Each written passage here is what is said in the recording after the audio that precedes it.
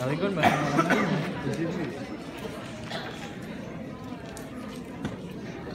Silence de plomb là, allez. Vas-y, je vais taper la pause à France Bleu. C'est bon? Vas-y. Vas-y, On est avec toi. Nous sommes réunis aujourd'hui pour exprimer notre mécontentement. Nous aurions préféré ne pas en arriver à devoir organiser un tel rassemblement, mais les réunions entre deux couleurs ne peuvent aboutir en rien. Ce mépris nous a d'ailleurs confortés dans l'idée que depuis presque un an, nous sommes bien considérés comme des élèves et non comme de vrais salariés. Des salariés certes, mais avec des revenus qui ne nous permettent pas de combler les trous financiers de la Chambre des métiers comme nous l'a affirmé notre direction. En plus de nous avoir imposé le prix de l'internat à 120 € puis à 80 € pour des conditions insalubres, nous apprenons que chaque interne ne payait pas le même prix, à la tête du client ici. Nous trouvons ça très anormal que chacun de nous n'ait reçu aucun papier officiel afin de nous informer d'une quelconque augmentation. Nous voulons apprendre sans être à l'amende, un déficit au comptage et des apprentis en otage. Ceci n'est qu'un faible échantillon du manque de respect et d'organisation auquel nous devons faire face. Ceci n'impacte pas seulement les apprentis, mais aussi les parents qui ont confié leurs enfants à ce magnifique CFA, et je peux vous dire qu'ils sont extrêmement déçus et en colère.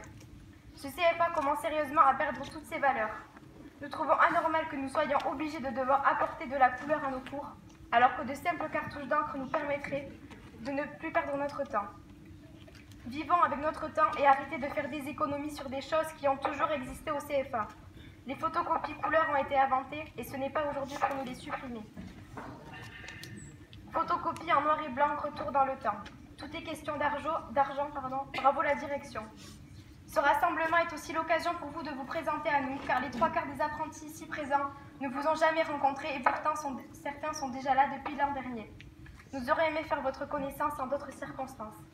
Nos patrons sont également très surpris de voir que les premières années n'ont pas été accueillies comme ils auraient dû l'être. Quel bel exemple pour des jeunes qui rentrent dans la vie active.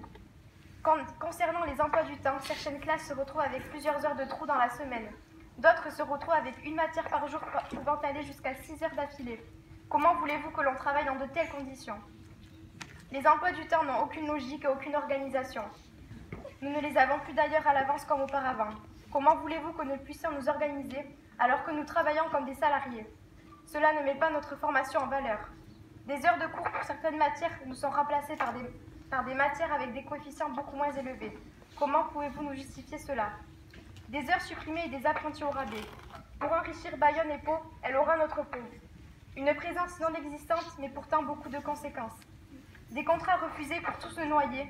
Vous pourrez toujours essayer, mais vous y perdrez. Un CFA tout neuf, et quoi de neuf? Une direction qui ne se soucie que du pognon.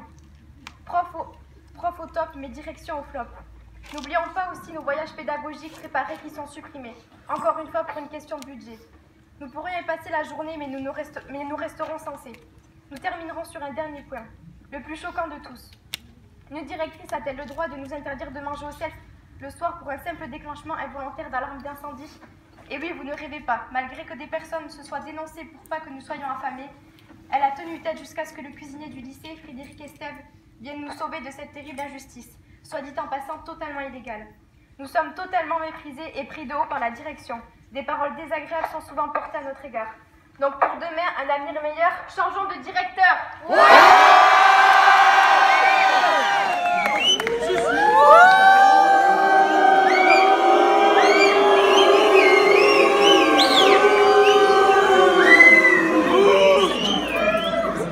Pourquoi vous rigolez?